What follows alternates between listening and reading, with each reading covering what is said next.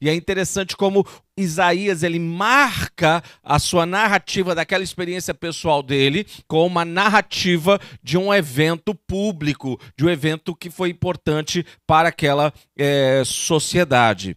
Então, eu quero olhar aqui nesse texto que nós lemos hoje, falar sobre 3 olhares, 3 contextos que Isaías está trazendo e que nós precisamos pensar também quando nós estamos falando da nossa vida, da nossa experiência com a vida, da nossa própria experiência com Deus.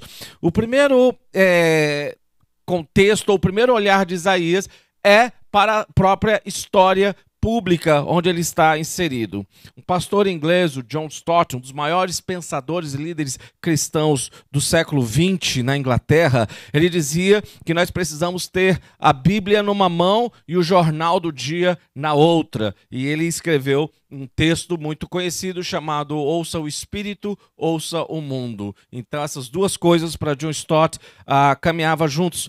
Muitas pessoas, nós temos uma crise, né, quando a gente fala sobre conciliar essas duas coisas.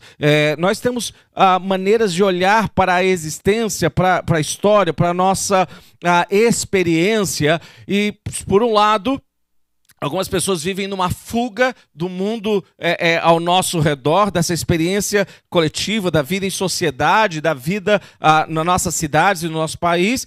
E, por outro, outras pessoas têm uma dificuldade ou têm uma fuga das realidades espirituais. Existem maneiras de encarar a realidade ou de olhar para o todo, né, para a realidade como todo. Algumas pessoas, por exemplo, elas vivem apenas guiadas pelas nossas realidades materiais, são materialistas. Aquilo que eu posso tocar é apenas aquilo que é importante para mim. Eu preciso saber conseguir tocar, conseguir descrever, eu preciso ter essa experiência física, senão para mim não é importante. Então eu olho nesse primeiro nível da existência, a minha existência mais imediata, minha experiência material.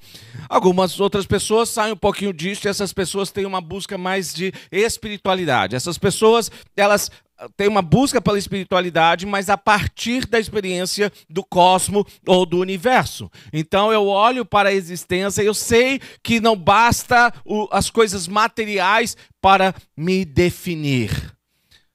Mas nós, como seres humanos, somos por natureza seres que definem coisas. Nós definimos as coisas, nós damos sentido às coisas, nós damos um sentido existencial para as coisas. Para nós, talvez, a cadeira é só uma cadeira feita para sentar, mas na nossa campanha política da prefeitura desse mês, ele teve uma experiência, um sentido, deram um significado diferente para uma cadeira, para expressar a raiva ou a indignação. Nós damos sentido para as coisas, nós podemos olhar para eu já falei sobre isso, mas você pode olhar para uma xícara e falar é apenas uma xícara, mas outras pessoas podem olhar para uma xícara e falar não é apenas uma xícara, essa é a xícara da minha avó. Mudou totalmente o sentido da coisa. Então, as coisas elas não podem nos definir, porque nós definimos as coisas. E as pessoas que têm uma busca de maior experiência relacionada à espiritualidade, às vezes elas vão dizer, existem mais coisas do universo do que própria matéria pode explicar. Mas quando nós olhamos para o universo como um definidor de nós como seres humanos também, apesar de existir uma maior humildade nessa postura, de perceber que nós não conseguimos descrever tudo só pelo que nós temos de material ao nosso redor, e existe uma maior expansão nessa forma de pensamento também, mas ainda nós estamos limitando a nossa experiência existencial. Por quê? Porque o universo também faz parte de uma experiência fechada, de uma experiência que está debaixo de coisas criadas, na experiência de coisas que são criadas e não criadoras. Aliás, o apóstolo Paulo, Romanos capítulo 1, vai dizer que um dos grandes problemas da humanidade é quando nós olhamos para a criatura e tratamos a criação como se fosse em si criador. Mas nós podemos olhar para essas coisas e definir a nossa existência pela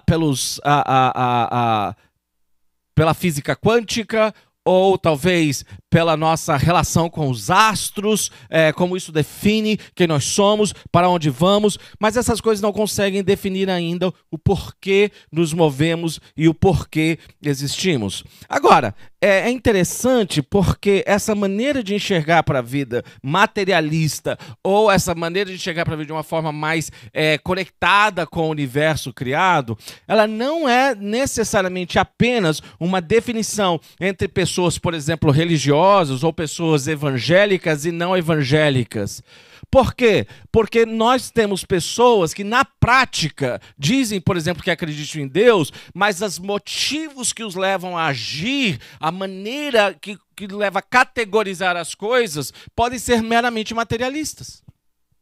Podem ser meramente a partir de uma experiência daquilo que eu posso ter, que eu posso conquistar. E você cria uma experiência coletiva a partir apenas do que é materialista, ou pode ser apenas uma grande experiência onde nós falamos sobre Deus, mas nós, na verdade, reduzimos Deus a algo que nós categorizamos e nós tentamos definir. Então, Deus passa a ser a nossa criação e não nós criação de Deus.